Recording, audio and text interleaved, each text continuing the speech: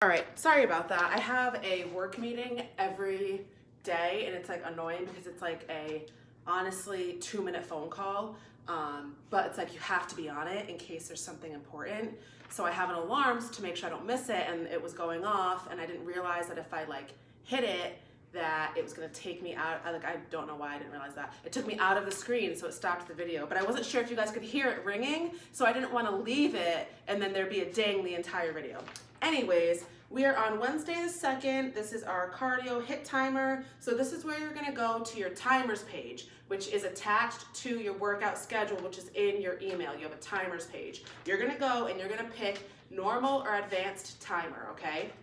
And it says exactly how to set your timer. This goes with the Gym Next Flex timer. I don't even know exactly the name. It says Flex when I see it, but I think the actual name is like Gym Next Flex timer or something like that. Anyways, so we have crossbody punches, squat with a front kick, bob and weave squat with a punch, and knee tuck to a pivot punch. So this is kind of like a kickboxing type of one. I thought that would be fun. It's not that fun. It's a lot, but that's good. It'll get your heart rate up. So we have crossbody punches. You can do this with or without weight. I typically will hold like somewhere between a 2 and 5 pound dumbbell in each hand, just because I like to. So, okay, I'm just gonna go over them quick. Crossbody punch, squat with front kick, bob and weave squat with a punch, and knee tuck to pivot punch. Okay, so this is gonna be like a tuck, punch one way, tuck, punch the other way. Okay, so crossbody punches. Again, you can hold weight, you can not hold weight. You're basically just punching diagonally across, but I always like to have a little bit of a half squat. So like this would be like a full squat, so you'd be kind of here. I call it a half squat. So you're gonna be in half squat stance, and you're just gonna punch across your body. Punch, punch, punch, punch, punch. So for some people, depending how strong you are, if you're just doing your arms, it might not feel like anything. If you're a beginner or you're new, just doing your arms might be fine. So all you're doing is just punching across, and you wanna have that half squat stance. So your knees are bent. You're not just standing straight punching. You have that bend and you're punching, okay? Squat with front kick. So this is combining a squat and a kick. So you're going to squat down, and when you come up, you're gonna kick. Squat down, kick the other leg. Squat, kick, squat, kick, squat, kick, squat, kick. If you can't do the kick or you're too unbalanced, you can just hit a squat, or you could also squat like to your chair possibly and kick when you get up. Let's see.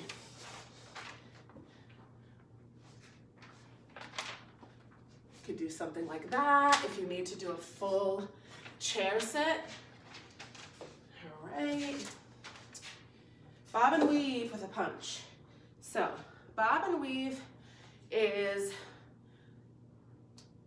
I don't know, I've had people do it really strange sometimes, so I don't know exactly how to explain it. But what you're kind of doing is you're just kind of rocking back and forth. So you shift your weight, but you also go down and up, okay?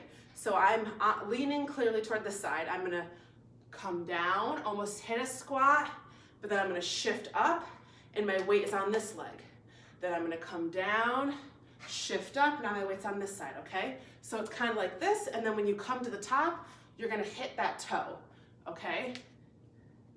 And then you can add a punch if you would like. Again, you could hold a light set of dumbbells for this, or you can do it like this. So it's kind of like a boxing type thing. So you think duck, punch, duck, punch, duck, punch, duck, punch. So make sure you shift that weight.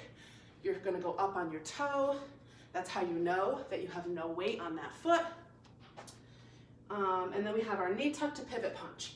So this one, you might wanna go a little bit slow, because you're basically, like normally if this was a rounds workout, we would do all one side and then all the other side. But because it's a timer, you have to make sure you're doing each one the same amount of time. So you have to just alternate. So it can get a little bit confusing if you go too fast. So what you're gonna do is you're gonna pick one side and you're gonna crunch up.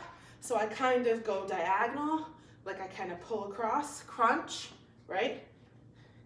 And then I'm gonna punch the same direction that my leg lifted. So I lifted my right leg, I'm gonna punch right. So I knee it, okay? So knee kind of diagonal, and when you come down, you're gonna pivot and punch to the right. So see how my leg turns, I'm up on my toe, punch, okay? But then you're gonna switch. Knee this side, pivot, punch to your left.